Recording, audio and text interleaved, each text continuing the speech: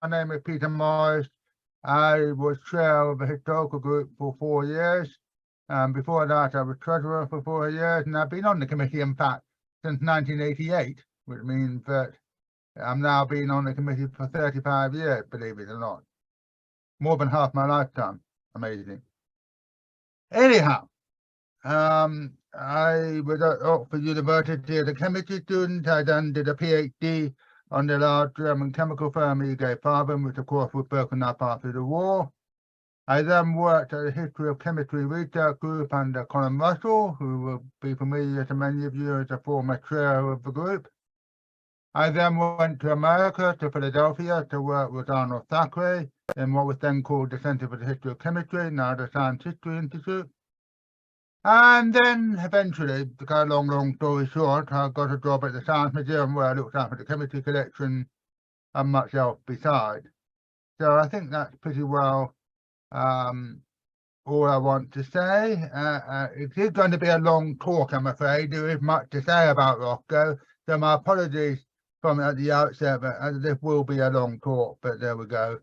I will try to keep moving as quickly as I can without becoming totally incoherent. Right, so here you see my first slide. I hope you can all see it. If somebody wants to say yes, I can see it, that would be useful to know. Can anybody confirm in chat that they can see it? My problem is I can't see chat in my normal view, which is a bit of a pain. Oh, hello, it's up here. Yes, somebody's responded. Yes, somebody says they can see it. Very good. Now, I'm now going to. Oh dear, I can't see the screen now. It's very funny this. Why can't I see it? Sorry, folks. I'm trying to. Oh dear me. Why can't I see it? Ah, because. Okay, I can't see the screen. No. This is weird. I apologize for this. I don't know. Okay, I can see the screen now. You can hopefully see the screen. I assume you're all saying you can see the screen. I better keep off that for the moment. Anyhow, I'm now going to do the very clever thing of going into presenter view. And I want to know from you, for one last time, can you see the normal screen or the presenter view? If you can see the presenter view, we've got a problem. I very much hope you don't see the presenter view, and we can then start, which I'm sure you'll all be glad to hear. Right, so yes, yes, normal screen. Okay, thank you very much. And I'm just letting one more person in, and I will start. Henry Enfield Roscoe, a campaigning chemist. Well, who's he? My first comment, I'm starting with a question mark. Why am I starting with a question mark? Well, I'm starting with a question mark because I don't know who said it, hence the question mark. But I'm interested in Roscoe was sparked off by a remark I read in some scholarly journal, I don't know which now, around 1983. I know exactly where it was. It was in the Open University Library. But in the 1870s, the portly figure of Henry Enfield Roscoe could be seen running down a railway platform as he sought to catch his connecting train in his ongoing endeavours to link academia and industry. It is a striking vision, but I've been completely unable, despite the power of the internet, to find the original source. So if anyone has any idea where I read this, and I'm sure I did read it, I would love to hear from you. So I will put it in chat straight away, or contact me by email, either Google Mail or my usual Plusnet account. It doesn't matter. However, this is a person I can talk about. My determination to write a biography of Roscoe might have altered. In fact, I was going to write it in the late 80s, and then I sort of lost my nerve. Had it not been for the strong encouragement I received from a late John Picton of the University of Manchester, who somehow got wind of the fact that I was thinking of such a project, and he made it clear that he believed that such a biography of Roscoe, such an important Mancunian, was essential, and believe it or not, that I was the person to write it. However, the project really only took off about 20 years after that, when Peter Reed and I joined forces to write it. Peter brought his expertise in the history of the regulation of the chemical industry in the 19th century. He wrote this book on acid rain, and his knowledge of Lancashire stemming from his previous employment at the National Museum in Merseyside, he brought these things to this project and made the book so much better. Thank you, Peter, for being my co-author. He's not with us today, but I hope he will see the recording.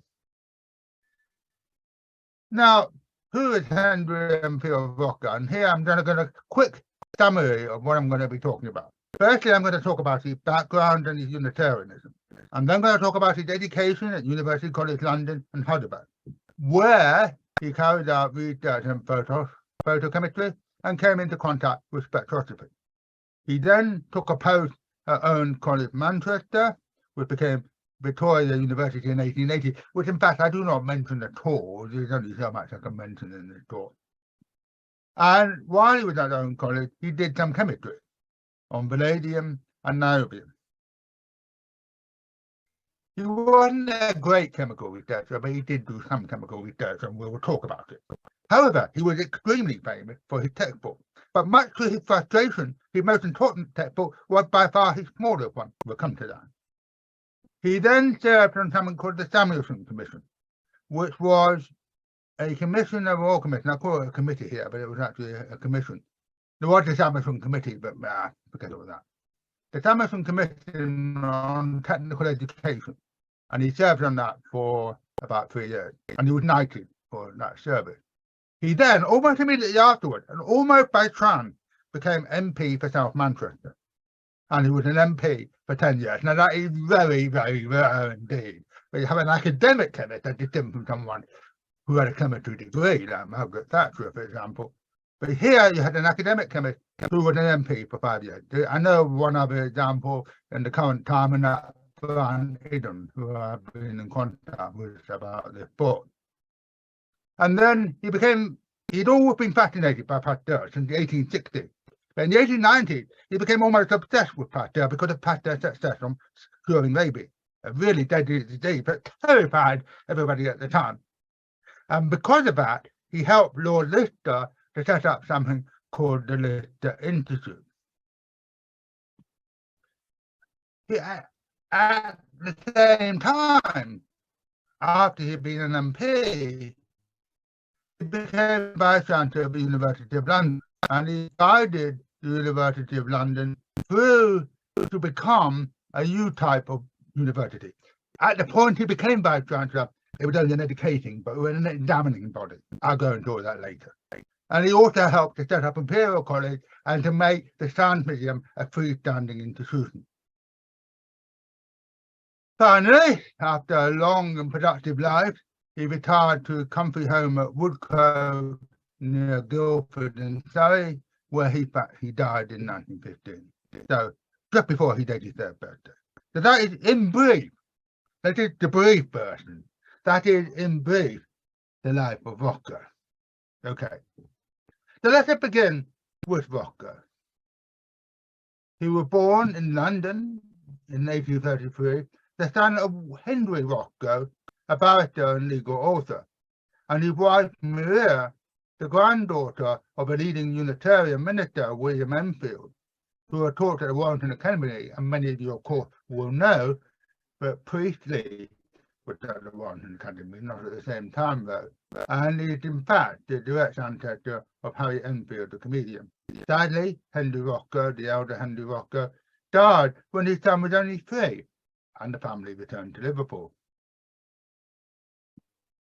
Now, from a small village called southwest of Chorley on the Lancashire Plain.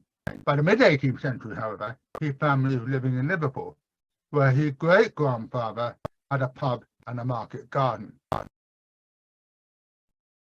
His grandfather, William Roscoe, was a famous figure in Liverpool, and was briefly a radical MP for Liverpool in 1806, when he voted for the abolition of slavery, despite representing a port depending on the so-called triangular trade of sending goods to Africa, slaves to America, and cotton to Liverpool for onward transmission to Manchester.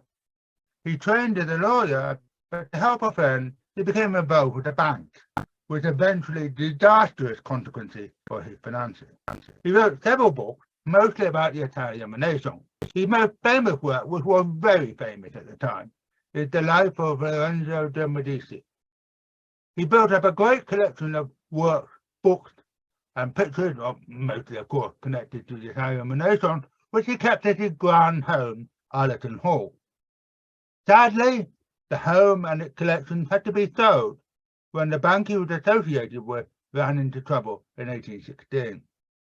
He was interested in botany, he named several plants, and helped to found Liverpool Botanic Garden. So he was a man of great interest, a great number of interests. The Roscoe family, his pub-owning great-grandfather, were English Presbyterians, who had a denomination, not individually, mind you, but had a denomination, moved towards Unitarianism, which means that they don't believe in the Trinity, by the mid-18th century, partly because of the influence of the chemist Joseph Priestley. The Roscoe family worshipped at the church here, which was in a place called Ben Garden in Liverpool, which became Unitarian during the ministry of William Enfield, whom we just heard about, between 1761 and 1770. But at this time, it was actually a crime to deny the Trinity, and the English Presbyterian could not officially become Unitarian until the Doctrine of the Trinity Act, sometimes called the Unitarian Relief Act, was passed in 1813. The Ben Garden congregation by this time had moved to chapel here from in 1811 during William Roscoe's lifetime. He died in 1831, about 18 months before Roscoe, Henry Enfield Roscoe, was born. As a Unitarian, Roscoe, our Roscoe that is, was both a dissenter but also cut off from the main body of dissenters because of his Unitarianism. He always insisted he was not an atheist. This was particularly important when he was an MP, but he was not strongly religious in the conventional sense. Hendrik Hermann Heimhoff, his German visitor friend, was very shocked, but his family didn't say grace before meals. Roscoe was taught chemistry at the High School for Boys of the Liverpool Mechanics Institute by William Baumann, who wrote a textbook for school. At University College London, he was taught by two towering giants of British chemistry, Thomas Graham, who at the time Roscoe was at UCL became Master of the Mint, and Alexander Williamson, famous for his path-breaking work on ethers. This is Graham, and this is Alexander Williamson. Williamson employed Roscoe as an assistant at UCL in the winter of 1855-56. Williamson offered him £63 for 6 months' work, about £6,000 today. Roscoe ruefully admitted to his cousin, Stanley Jeevan, but it was better than a poke in the eye with a burnt stick, so obviously he wasn't very impressed. Now, this is a lovely picture of Heidelberg in 1844. After taking his degree at UCL, Roscoe decided to go to Germany, as many people did in those days, to study at Heidelberg, which was still recovering from the turmoil of the Revolution of 1848 and its occupation by the Prussian army. He went to Heidelberg because William Bunsen, who we can see here, carried out chemistry which was close to physics on one side and inorganic chemistry on the other, which is what Roscoe was interested in because of the UCL influence. When Roscoe arrived in 1853, the laboratory was still in a former Dominican friary, often mistakenly called a monastery. But in 1855, Bunsen and his students moved to a new laboratory building we can see here. This building had piped gas and water and even electricity supplied via the water pipe from a central battery. It was very important not to tap the cold water tap and the hot water tap at the same time. But wastewater was still emptied into valves.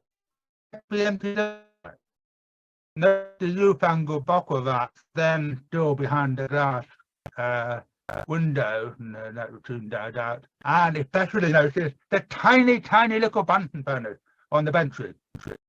Bunsen made several inventions during his career, including the water aspirator. I will call it the water pump, but I'm told it's not the right term, and this bizarre-looking gas thermostat. However, his most important invention, as we all know, was the Bunsen burner, which he developed with the help of Roscoe himself and the physics laboratory technician Peter de Saga, on the basis of a so-called argon lamp, which was used as a laboratory heater in those days, which Roscoe brought back to Heidelberg from London. The original burner used hose stoppered with quartz, as shown in the picture here, although this seems to be a much later Bunsen burner. Rather than the sleeve that we all know, the rotating sleeve what we're all familiar with, was introduced by the English, well, my actually, I think, Scottish instrument maker John J. Griffin. Now, while working for Williamson in 1856, having been in Heidelberg, Roscoe told Bunsen, and I quote, everybody liked his little lamp, unquote. And hence UCL may have been the first chemistry department outside of Heidelberg to have used them. Here we have a lovely drawing of a Bunsen burner by his niece, Beatrix Potter, drawn in 1899, quoting from a textbook by Roscoe and his former student, Joseph Nunn, which we will encounter again. Now, after taking his PhD, which did not involve any original research in those days, Roscoe was asked by Bunsen to translate his new book on gas manipulation into English, of which we can see the frontispiece here. Must have been quite a lot of work. Then Bunsen suggested to Roscoe carry out research on photochemistry, then a completely newfangled subject. After an attempt to study the photochemistry of chlorine water failed, Roscoe switched to the study of a photochemical reaction between hydrogen gas and chlorine gas. The reaction is explosive in strong sunlight, but an equimolar mixture of hydrogen and chlorine is easily produced by electrolysis, and the products of the reaction are easily monitored. It is a very difficult reaction to study nonetheless, not least because it shows a so-called induction period, which we now know is no such induction period, is caused by impurities. Bunsen and Roscoe were also overambitious and wanted to use this reaction to create an instrument to measure the chemical activity of light. Not to measure light itself, it's not a photometer, rather the chemical activity of light, the so-called actinometer. Roscoe was able to state two fundamental principles of photochemistry, which I'm going to go into here, which is now known as the Bunsen-Roscoe law, rather unfairly, because Bunsen really had nothing to do with it. This picture we have here, this graph, if you like, shows the so-called actin spectrum, or this reaction. And you can see the Fraunhofer spectrum along the bottom to give some idea of where it is in terms of the spectrum. And in fact, you can work out, therefore, that the peak on the left is about 400 nanometers, and the other one, just a bit lower down and to the right, is about 380 nanometers, which means that they're at the extreme violet end of the spectrum. We now know, of course, that the reaction is driven by the dissociation of chlorine, would actually take place in the near ultraviolet, but they didn't seem to be aware of that, although you can actually see the near ultraviolet despite the ozone there. Just before he left Heidelberg in September 1856, for the last time, because of course you have worked in London the previous winter, Roscoe posed with other members of Uncle Capulet, remember him, Benzene, social circle, for one of the first group photographs ever taken by a professional photographer. Imagine that. In fact, it had to be taken out of doors because the group was too big to fit into the studio. Capulet is on the second right with the mutton chop in the front row. Roscoe is fourth from the left, so roughly in the middle of the picture in the back row, looking rather despondent, perhaps because he is about to leave Heidelberg. And his friend Lothair, famous for his work on the periodic table, is fifth on the row. Roscoe has got his arm on his shoulder. After he left Heidelberg, Roscoe kept in touch with Banton and worked at Heidelberg in the summer vacation until he got married in 1863. Here we see Roscoe on the right of the picture, with Banton sitting down in the middle and a colleague, the physicist Gustav Kirchhoff, standing on the left. This picture was taken during the visit to Britain in 1862 to see the international exhibition of that year. In 1859, meanwhile, Banton and Kirchhoff had developed the instrumentation for spectroanalysis. Kirchhoff then made the major discovery that the dark lines in the solar spectrum discovered in 1802 by another chemist, William Hyde Waddesdon, corresponded to the bright emission line that he and Banton were studying. Hence, armed with a spectroscope, anyone could tell the chemical composition of a star, something that in 1835 the philosopher Auguste Comte had confidently declared would always be impossible. Banton hastened to tell Roscoe about this breakthrough. In a famous letter of November 1859, which you can see a part of here, and in the following summer, Roscoe saw their apparition for the first time in Heidelberg. In the same vacation, Roscoe persuaded Banton against his own inclination to attend the Carville Conference to discuss atomic weights. So both Roscoe and Banton went to the Carville Conference. Roscoe now became a missionary for Banton and Roscoe's work, thereby somewhat overlooking other people who had some claim to have discovered spectroscopy. Even today, it's a very complicated subject, and gave a famous lecture on spectroscopy at the Friday evening discourse at the Royal Institution in March 1861. This slide had nothing to do with that discourse, it's this declaration. Roscoe gave a series of lectures again on spectrum analysis at the Society of Hippocrates in 1868. He gave much attention in these lectures to the application of spectroscopy to astronomy, and especially solar astronomy, as shown by the colourful cover of a published version of the lectures, which became a standard textbook on the subject, although not intended as such. So you can see the sun and the air and the spectrum and the stars. So it shows the extent to which he was interested in astronomy and spectroscopy. Now, he therefore took part in an expedition to see the December 1870 eclipse in Sicily, because at that time there was a great deal of interest about the nature of the solar corona. Some people even thought that it might be connected to the moon rather than the sun. Unfortunately, their trip carrying them between Rome and Sicily was shipwrecked off the coast near Mount Etna, but the passengers were able to make their way ashore, as Roscoe said, without even getting their feet wet, which I think is probably an exaggeration, but there we are. Now, based at Catania in Sicily, Roscoe led a group halfway up Mount Etna for the eclipse, but they were crowded out. Edward Bound, who's shown in the picture here, was a schoolmaster at Harrow. Roscoe's student, however, Ford, who remained at Catania, saw the eclipse. Perhaps frightened by this experience, Roscoe did not go eclipse hunting again, unlike his friend Lockyer. Now we have a picture of the total eclipse, a drawing, taken by Captain G. Tubman, RMA, which I assume stands for Royal Military Academy, Woolwich, while he was at Syracuse. So Syracuse was another place where he could actually see the eclipse.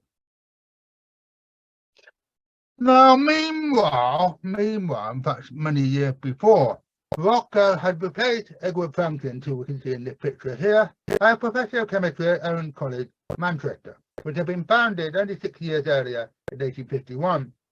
Franklin had set up a laboratory in the former stables in the grounds of the house in Key Street, where the college was based, but faced with low enrollment and frankly not very good students, he bailed out and went to St. Bart's Hospital in London instead. Of course, he eventually ended up at the Royal College of Chemistry. Roscoe was glad to get the post, as he was unable to apply for the professorship at King's College, London, because he was not an Anglican, something he denounced the Dunleavy as being, quote, humbug. Now, here's a drawing of Owen College when it was in Key Street in Manchester, at the former home of Richard Cobden, the famous free trade campaigner. It's now solicitor's office, and I actually went in it a few years ago. Here we have a picture of a photograph of the house taken after Owen College left. Notice the lamppost is in the same position as the previous picture. See how smoke-blackened Manchester buildings were at the time, incredibly blackened with smoke. Incredible.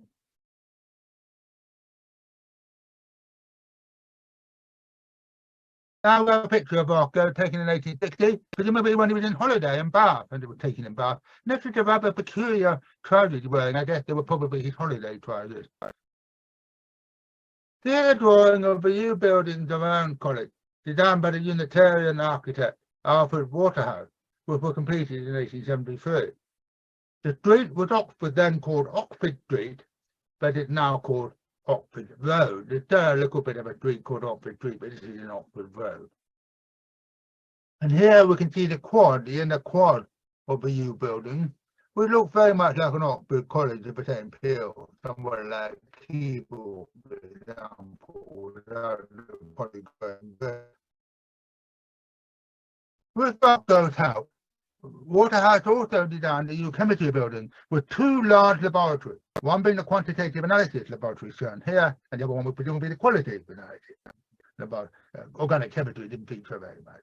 And they had a lecture theatre able to hold 380 students, which was vastly larger than the number of students at that time. They had something around 100 students at the time in those days, so they must have been dwarfed in the lecture theatre. It was based in Bunton's laboratory building in Heidelberg and was the model for several other universities in the north of England, not so influential outside the north of England. Waterhouse and his son went on to design several important laboratories, including the much later Dyson-Perrin laboratory in Oxford in 1912. Now, the situation at Owen and the need for these new laboratories were given in evidence by Roscoe to the Devonshire Commission, who were meeting to examine the situation of science and scientific education in the United Kingdom. The momentum for setting up the commission in 1870 were created by Britain's relatively poor showing at the 1867 International Exhibition in Paris. One of the jurors at that exhibition, Lime Playfair, a leading civil servant about to become an MP, and a retired Indian Army officer, Lieutenant Colonel Alexander Strain, spurred a campaign for state support for science. The Liberal government under Gladstone's first government set up a Royal Commission on Scientific Instruction and the Advancement of Science, splendid title, chaired by this rather glum-looking chap, William Cavendish, 7th Duke of Devonshire, who happened to be president of Owen College, as well as, and more importantly, of course, Chancellor of the University of Cambridge. The commissioners included Thomas Huxley and George Stokes, the biologist and the physicist, and also Bernhard Samuelson, a manufacturer, whom we will meet again. By tradition, the Secretary for a Royal Commission was a civil servant, and in the War Office, which was in the midst of being reformed at the time, was just the right man, Norman Lockyer, seen here, a self-educated scientist who set up a scientific magazine called Nature, I don't know if you've ever heard of it, the year before, with himself as editor. Along with Roscoe, he became one of the leaders of the so-called scientific reform movement.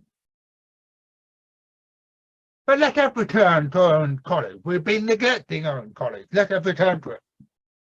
Roscoe started at Owen College for the German chemist Karl Scholem, who took charge of organic chemistry, leaving Roscoe free to concentrate on general chemistry, a combination of inorganic chemistry and what we will now call physical chemistry. Roscoe was devoted to Scholem and was heartbroken when he died at the age of 57 in 1892. Scholem, you can see here, of course, pioneered the history of organic chemistry. He was a member of the German Social Demokratische Party Deutschland, SPD, and of the first International of Working Class Men. He was a friend of Karl Marx and Friedrich Engels, who himself, of course, had Manchester connection, and he was one of only 13 people at Marx's funeral in 1883. I have to say that the low numbers at the funeral were not a reflection of the unpopularity of Marx, but rather most people have been given the wrong date. Working with Sorlemer, Roscoe was keen in 1862 to analyze ethyl perchlorate, which had been made by Clark Hare, the son of the famous American chemist Robert Hare, and the American-Danish chemist Martin Boy in 1840. Hare then became a distinguished lawyer and judge, perhaps fortunately. When Roscoe was filtering a small amount of ethyl perchlorate, there was a terrific explosion with puncture hole in the base of the filter stand. His left hand with hundreds of glass fragments from the shattered test tube. Roscoe ruefully admitted he could have been holding the test tube at the time. A year later, Tom Thorpe, who was working as a clerk in the warehouse, became Roscoe's assistant in place of Sorlemer. He was appointed the first government chemist in 1894, charged with overseeing the creation of the laboratory of a government chemist, now known as LDC. When he was knighted in 1909, he became Sir Edward Thorpe, despite having been known as Tom all his life. Now, this rather sort of battered-looking field here is a copperman. Thorpe worked with Roscoe on the chemistry of vanadium. In 1865, Roscoe visited the copper mine at Mottram, which you can see in the picture here, near Alderley Head in Cheshire, an area once famous for being the home of ICO Pharmaceuticals, and I'm sure many of you will know, and is now largely the haunt of overplayed footballers, where he was presented with a bottle of a mysterious dark blue solution by the mine owner, who could not make any sense of it. Roscoe was able to show that this solution contained vanadium, found at Mottram in the form of your Mottramite, as you can see in the picture here, a lead-copper vanadate. Vanadium had been studied by the famous Swedish chemist Jacob Berzelius in 1830. He believed that the vanadium was related to chromium, and hence its highest oxide was a trioxide. Roscoe later surmised that some of Berzelius' problems with vanadium have been caused by the presence of phosphorus, which is difficult to remove because of a chemical similarity. Roscoe, on the other hand, was able to show that the highest oxide was actually a pentoxide, B2O5, which you can see in this very colourful picture here, and that vanadium chloride of Berzelius was in fact an oxychloride. Hence, vanadium was closely connected chemically to phosphorus and arsenic, not chromium. Roscoe corrected the atomic weight of vanadium, an important step for the periodic table, otherwise it would have ended up in the wrong place. And with some difficulty, he isolated the free metal for the first time. He then gave a prestigious Bakerian lecture on the subject of vanadium in 1868. So in 1868, he's not only talking about spectroscopy to the Society of Apothecary, but he's also given the Bakerian lecture on vanadium. So he's really important at this time. In the mid-1870s, Roscoe obtained a sample of columbite, now known as columbite bracket Fe, from Greenland. This is a modern-day sample from the same place, and obtained niobium from it. Niobium, of course, is in the same periodic table group as palladium. Roscoe was able to isolate the metal here too, and also show that niobium trichloride, which is a rather an interesting-looking thing here, and usually reacted with carbon dioxide to form niobium oxychloride. So you can see the importance of the oxychloride for this group of metals, and carbon monoxide. So it actually removed oxygen from carbon dioxide to form carbon monoxide. Incredible.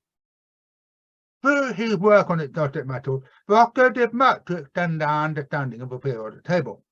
Roscoe and Sorlemer also promoted the periodic table in their treatise on chemistry. However, it was Roscoe's student and research fellow who did the most to support the periodic table. The Czech chemist Bohuslav Brauner came to Manchester as a research fellow, you can see him here, After discouraging time with Bunsen and Heidelberg, who told him to forget about the periodic table, and did much during his career to promote the study of the rare earth and the periodic table. Thomas Carnelli, another student of Roscoe, tried to derive equations from the periodic law, but with limited success. He died young at the age of 36, and there's no picture of him in the public domain, except that he appeared in this group photograph here with Roscoe and Mendeleev. Dimitri Mendeleev came to Manchester in 1887 for the meeting of the British Association for the Advancement of Science, and posed for several photographs, some of which were humorous, with Roscoe. The chemist in this picture had been previously misidentified, for example, by Donald Cardwell. In the front row, and this is the first definitive identification, is Nikolai Manchukin with the beard, Mendeleev with an even bigger beard, and Roscoe. In the back row is the dye manufacturer Karl Martius with a long white beard, the Manchester graduate Thomas Carnelli, and therefore the only picture we have of him, next to him with a neat black beard, Roscoe's friend from his days at UCL and also Heidelberg, William Russell, Carl Schorlemmer, you will recognise, and another pioneer of the pioneer periodic table, and I think he probably gatecrashed this meeting, William Odling. Another visiting research fellow at home was the German chemist, Ludwig Kaiser, famous today for his name reaction, but he did not carry out any important work during his time in Manchester. However, there were 3 Japanese chemists owned in Roscoe's time. Roscoe mentioned 2 of them, Shiketake Sugihara and Yosashimi Tagara, but not his most important Japanese student, Toyokishi Takamatsu. You can see Sugihara on the, forgive me if I'm not pronouncing them correctly, on the left, and Takamatsu on the right. This may have been because Takamatsu worked with Watson Smith. He went back to Japan and set up the Department of Applied Chemistry at Tokyo University, and then became an important industrial advisor to the government. Watson Smith himself came to Ernst in 1879 and helped Roscoe to convert an existing course in technological chemistry into a diploma course, thus marking a shift from an insistence on the importance of pure chemistry to a reluctant acceptance on Roscoe's part that applied chemistry had a role to play in academia.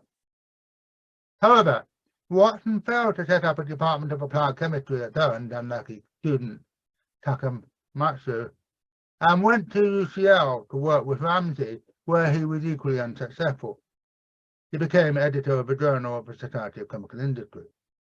We have another group photograph here, Roscoe-like group photograph.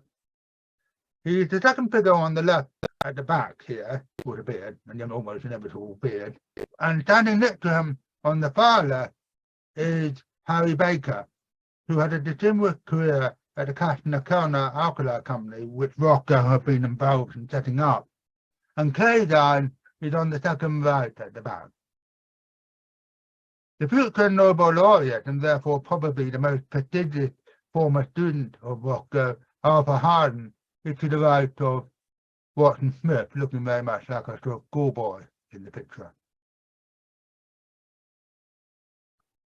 Apart from his teaching at Ernst, and by the way, if you have any questions, please put them in chat. I will deal with them afterwards. So please feel free to ask me questions. I don't mind whether I can answer them with another story, but feel free to put something in chat. Apart from his teaching at Ernst, Roscoe had a major impact on chemistry through his textbooks, through his frustration. The shortest and most elementary, the chemistry primer, which we can see a copy of here, it's only a few pages, it's only about what, 80 pages long, and very short pages too. What's the most influential, most used? Public schools use it to teach chemistry. It's only meant to be used for the most elementary pupils. Well, the massive, multi-volume, multi-part physics and chemistry just gathered dust in laboratory, in libraries mainly. Sad, really, isn't it? Here are 2 pages from one of his later books, Inorganic Chemistry for Beginners, written with his student Joseph Lunn. You remember I mentioned this earlier, which was published in 1893, which is similar in style and may have been intended partly as a replacement for the chemistry primer.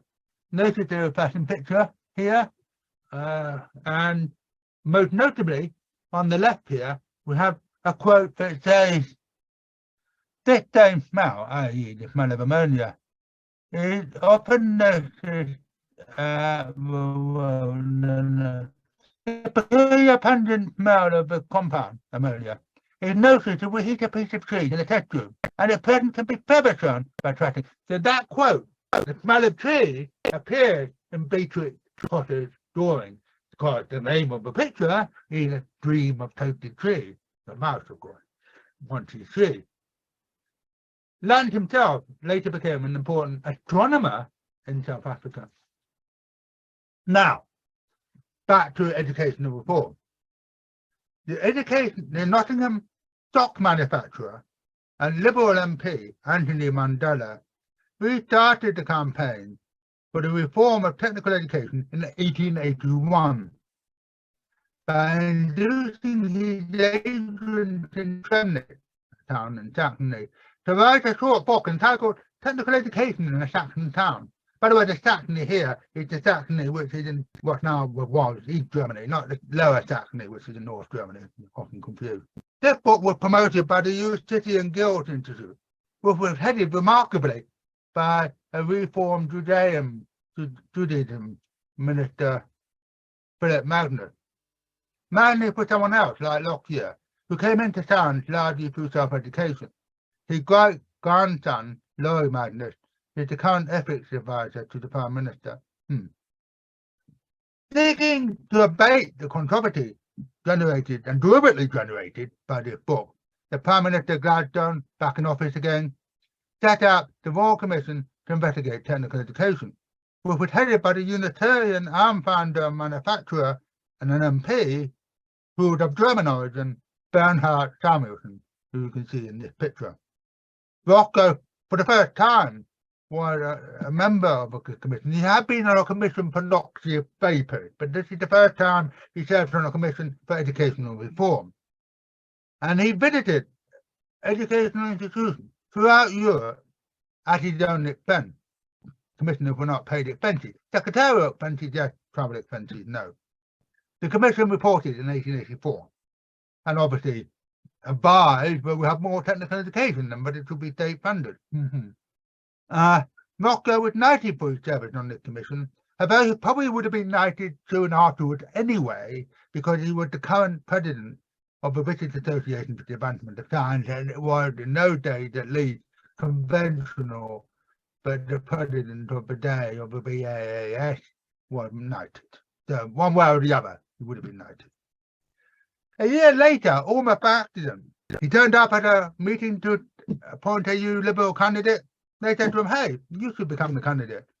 He claimed he knew nothing about it. But he became the Liberal MP for South Manchester, or Manchester South, to use the modern terminology.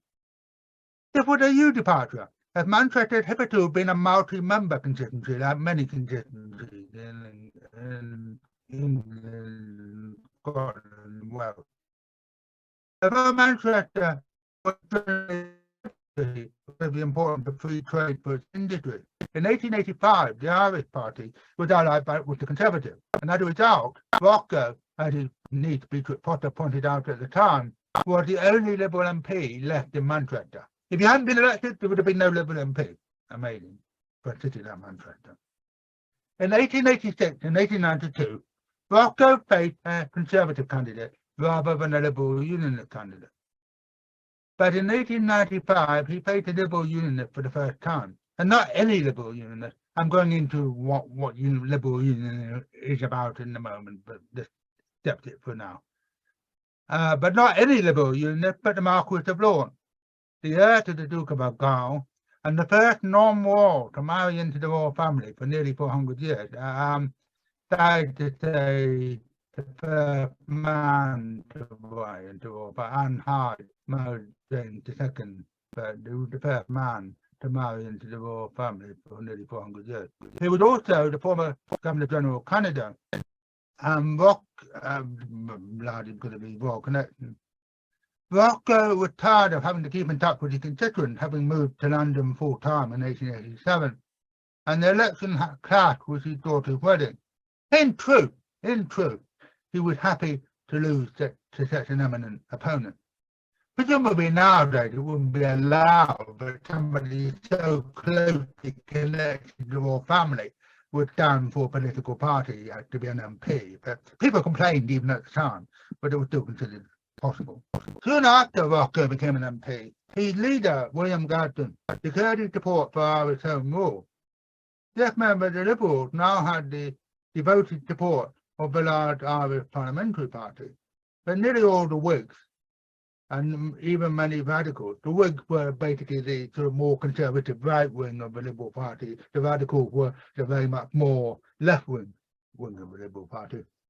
Left the Liberal Party to form the Liberal Unionist Party.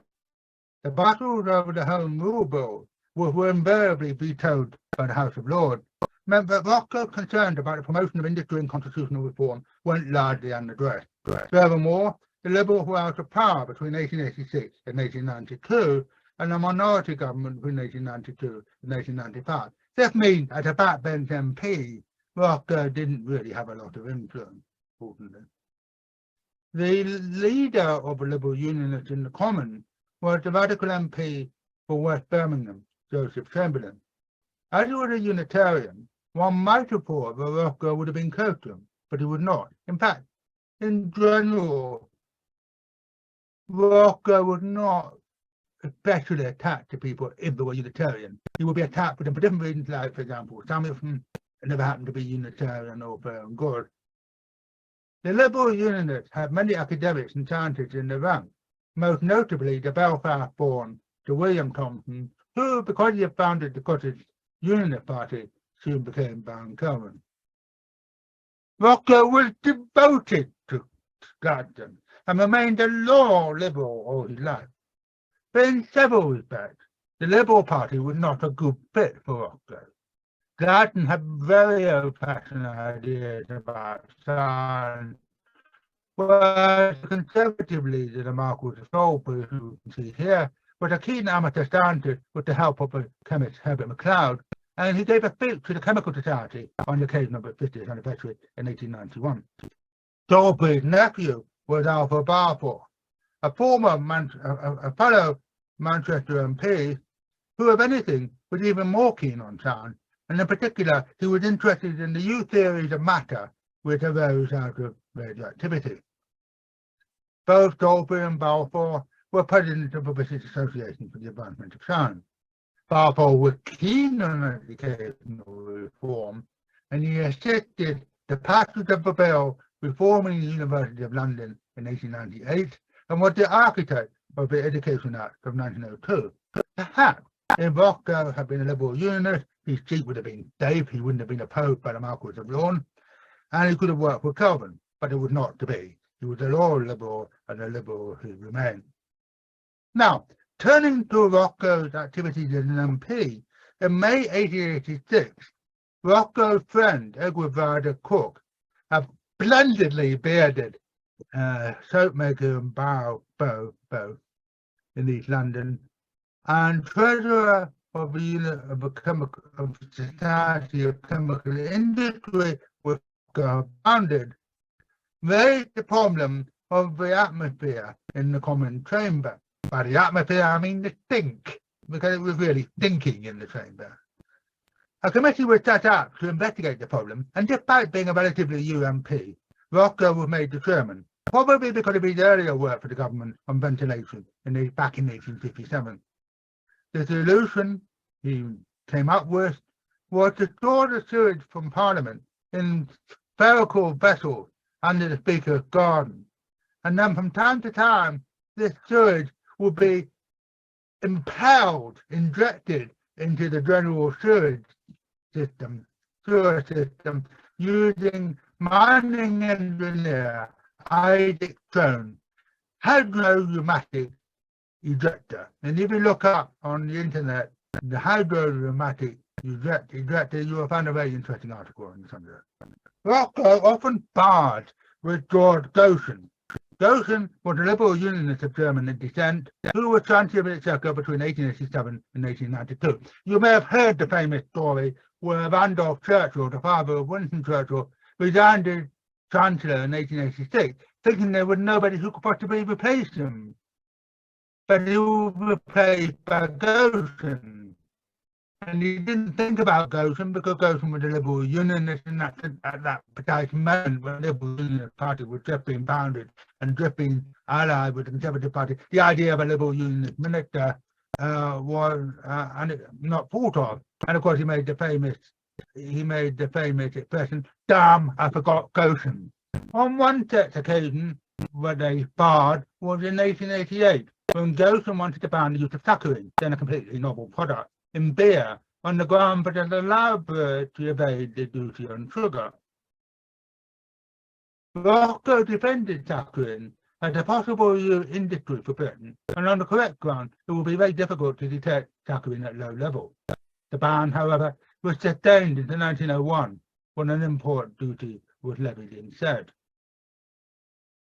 Now, Roscoe and his allies on the Liberal side of the House attempted 4 times to get a bill to promote technical education passed on the basis of the Samuelson report. Roscoe himself did so twice, but they all failed for lack of time. Eventually, the Conservative Lord President of Council, who was in effect the Education Secretary, Gathorne Hardy, Viscount Cranbrook, presented the government bill, which became the Technical Instruction Act of 1889. Why was not everything but Roscoe thought? He was contempt. And here's a long story about whiskey money and what have you, but the whiskey money doesn't really have a lot to do with Roscoe, so I'm passing over that. And here instead, we have a picture of Roscoe in late middle age, about 1890. Now, after the election of 1892, Roscoe was involved in 2 parliamentary matters. One was a temperance bill for Manchester.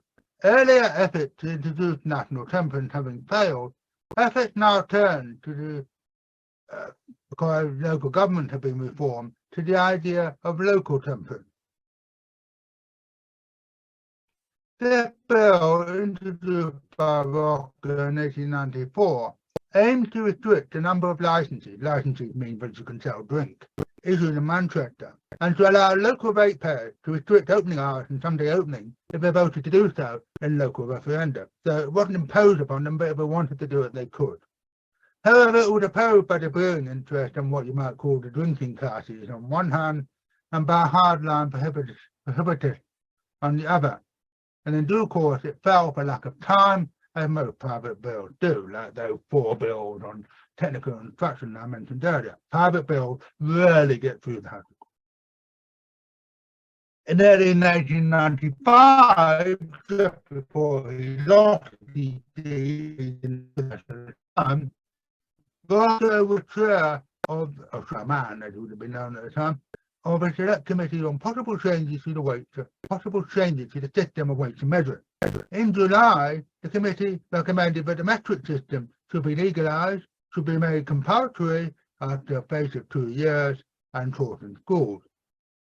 The advantage of the metric system seemed obvious to Roscoe.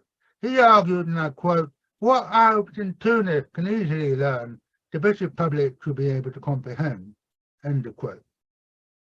Therefore, on behalf of the incoming government, introduced a bill that made the use of metric legal and was brought to school. However, the House of Commons refused to make the use of a metric system compulsory. Lord Belhaven and Denton, of course, his peer, and Lord Kelvin introduced a new bill in 1904. In his speech for the second reading, Lord Belhaven referred to the report of Roscoe's Select Committee. The bill passed, but metrication was delayed. Roscoe found the opposition to compulsory metrication baffling, and in his autobiography, he automatically declared, and I quote, "We may thus hope but in spite of opposition, without care in the House of Commons, a measure will ere long be passed to make the use of a metric system compulsory. In retrospect, it is surprising, but he thought this would be brought about by the pressure of public opinion. I'm sorry this is taking so long, but I will press on. I hope you are all happy to stay with me. We haven't got too long to go. In this period, Roscoe was concerned about the outbreak of cholera in Mecca. That's a subject of itself, and I'll pass over it here. Another medical topic Roscoe raised in the Commons was rabies. Rabies was relatively unimportant, but it was an epidemic in 1884, and the figure of rabies deaths remained high. Roscoe was in favour of muzzling dogs, which was held against him in the election of 1892, and may be one reason for his low majority in that year. But his real interest in rabies lay with one of his scientific heroes, Louis Pasteur, shown here. Roscoe met him in the 1860s, but they renewed their acquaintance when he visited Paris on behalf of the Hamilton Commission in 1882. Pasteur's work fulfilled an important role for Roscoe, the value of chemistry for the public good. Roscoe found his work on fermentation, with its value for the brewing industry, impressive.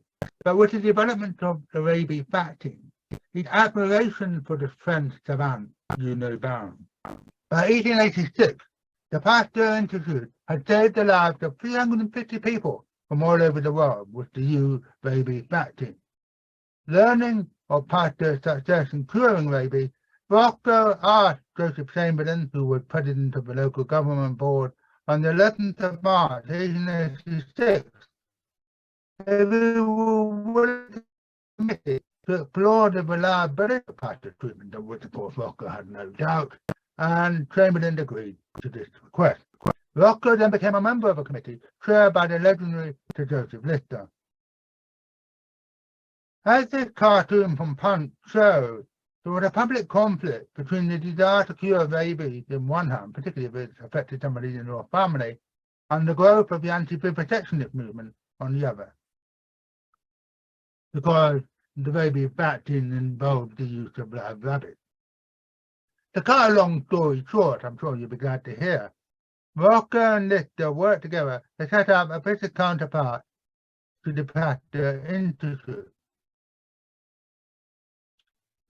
But also other diseases such as, for example, diphtheria as well. They were opposed by the anti-vivisectionist movement, but the main problem was money. The first major source of funding was from a trust set up by an Irish brewer, Richard Berridge. This enabled the building of a striking red building which still exists near Shrewsbury Bridge, which is now a private hospital. The second breakthrough was the generous support of Edward Guinness of the Irish brewing family, so yes, another Irish brewer, then Viscount Iveagh, in gratitude for his groom, Jim Jackson, being cured of rabies by the Pasteur Institute. Incidentally, Iveagh and Roscoe became friends, despite the fact that Roscoe supported temperance reform. It shows how people were able to compartmentalize things these days. The Lister Institute of Preventive Medicine, as it became in 1903, ran into trouble in 1914. Some of the trustees, notably Roscoe and Iveagh, supported the idea of a merger of the Institute with the New Medical Research Council, set up under the National Insurance Act of 1911, to create a state-funded Institute of Medical Research. The Institute negotiated with Baron Moulton, the chair of the Medical Research Council, an agreement was reached in principle in July 1914. But the other trustees opposed the idea, and the new chairman, John Rose Bradford, resigned, forcing Roscoe to take up the post again despite his worsening health. At a crucial meeting in November 1914, Moulton, who you can see in the picture here, he later became famous for his fantastic achievement ammunition during the First World War, but at this time he purely the chair of the Medical Research Council, or committee as we call them. Moulton, speaking in support of Roscoe, argued, and I quote, "In scientific minds, abstract difficulty looms too large," end of quote. The membership of the Institute had had a complex governing structure, which was unfortunate. Voted 39 to 32 by proxy vote against the merger. What hurt Roscoe most was the attack by some of the members of the Institute on the very concept of state-funded research, which Roscoe had fought for all his adult life. So here we have Roscoe, a very old man, burdened by the complexity, being attacked for the thing he believed in most of his life. The Medical Research Council then set up the National Institute for Medical Research, based in Hampstead, and eventually it went to Mill Hill. The Lister Institute staggered on, surviving on private funding until it was eventually closed in 1978. In 1896, after he had been an MP, Roscoe became Vice-Chancellor of the University of London, an unpaid post. Can you imagine? Unpaid. Can you imagine anybody doing that for now? Incredible. And the University of London at the time was a purely examining body. It didn't have any colleges. However, the university was in the middle of being reformed to turn it into both a teaching institution with colleges and an examining institution. Roscoe guided the university into its new structure before resigning. He ensured that any future vice-chancellors were limited to a 2-year term rather than for life if they wanted it.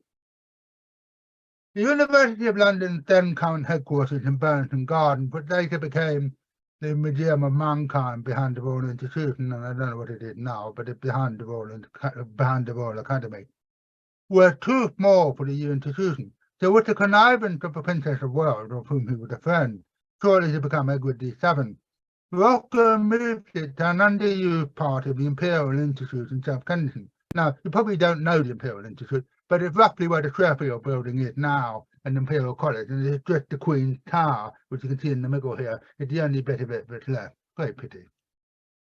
He was keen that the university should take over the whole building, but others wanted to move it to a purpose-built quarter in Bloomsbury, and Senate House was constructed off Russell Square in the 1930s. Although he was not a graduate of the Royal College of Chemistry and never worked there, Roscoe was a strong supporter of the Royal College of Science, which was the successor of the Royal College of Chemistry. And while he was an MP, he helped to defeat an attempt to take over the site earmarked for the college for the proposed Tate Gallery. So things that turned out differently. In South Kensington, will now have a Tate Gallery instead of Imperial College. The new laboratory designed by Aston Work, shown in this wonderful picture here, opened in 1906, but sadly now mostly demolished, except for the very left-hand bit, which still survives. At this precise moment, Roscoe was a member of a committee headed by Richard Haldane, a leading Liberal MP and just become a minister, to set up a technical college of London, a technical university of London, which in 1907 became Imperial College. Now, as it happens, Roscoe wanted the University of London, which some people suggested should be called Albert University, in contrast to Victoria University, of which Manchester was part. But Roscoe wanted it to be called the Imperial University, because it was going to be a university for the Empire, which is great, he believes in. But he didn't get his Imperial University, but there was Imperial College. I don't know how much influence he had over that naming. With his old friend Lockyer, who solar observatory can be seen in these sort of wigwam-like structures in the front of the picture. Roscoe worked with Robert Morant at the Department of Education, which had been founded by Balfour, to detach the Science Museum from the V&A in 1909 to become a freestanding institution on the site we see here. The building, of course, wasn't built until the 1920s. In 1913, Roscoe was actually appointed to the new advisory board of the Science Museum, but had little time to make his mark before his death in 1915. Now here we see a division for an important vote in the House of Lords. In 1911, the new King, George V, whom Roscoe had met at a meal at the Athenaeum in 1904, reluctantly agreed to create up to 250 peers Lords, if you like, to put through the Parliament bill to abolish the veto of the House of Lords, if the Lords defeated the bill on the 19th of August, 1911, one of the hottest days of the 20th century. The reason for this, very quickly, is that as long as the Lords had a veto, there could be no Irish Home Rule.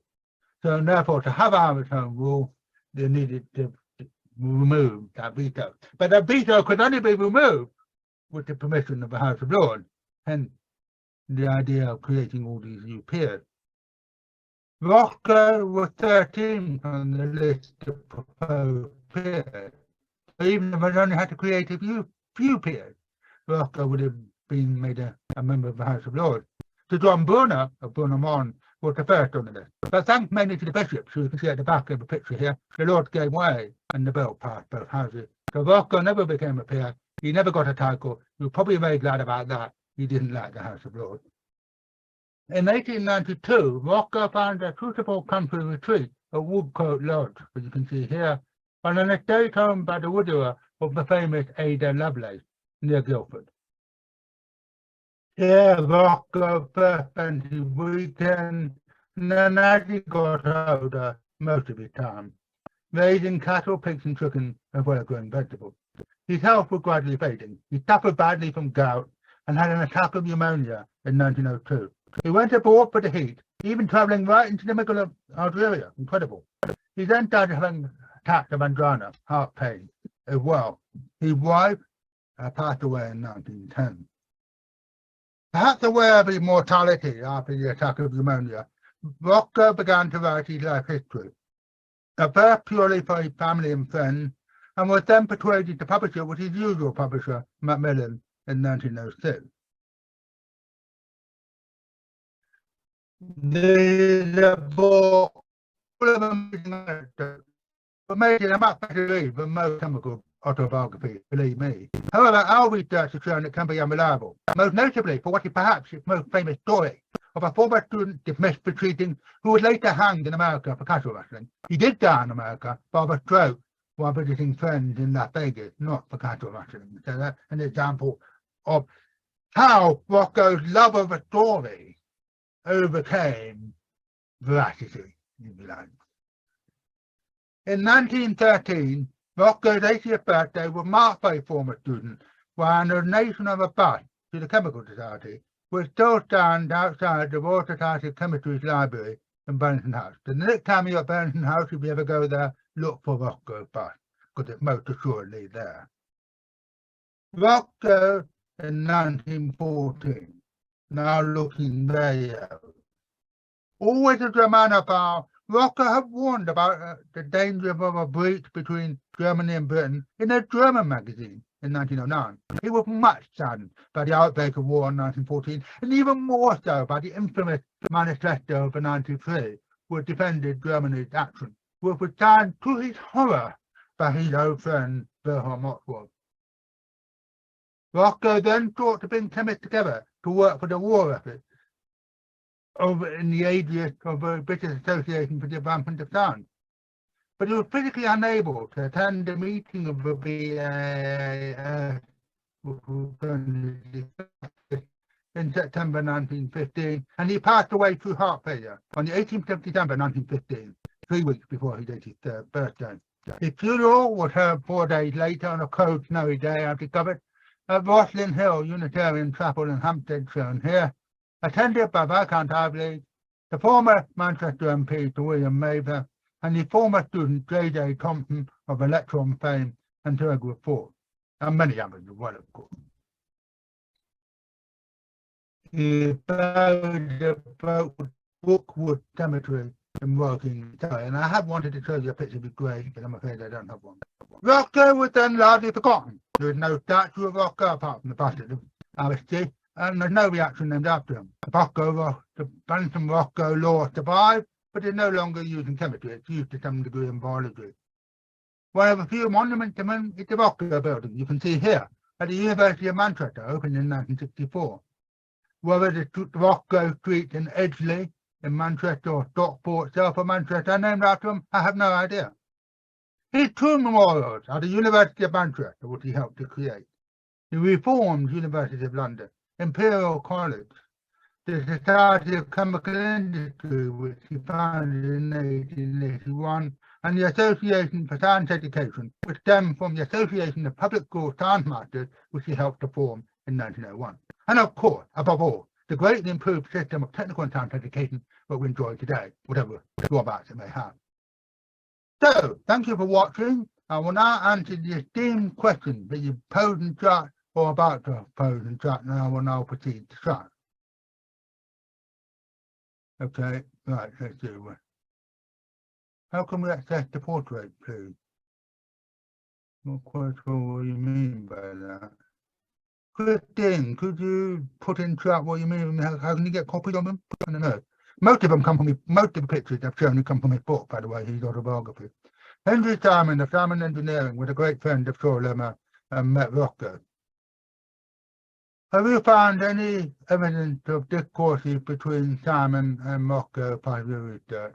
In short, no. Peter Reed, who did more on the technical education side, might have done, but I'm not aware of any.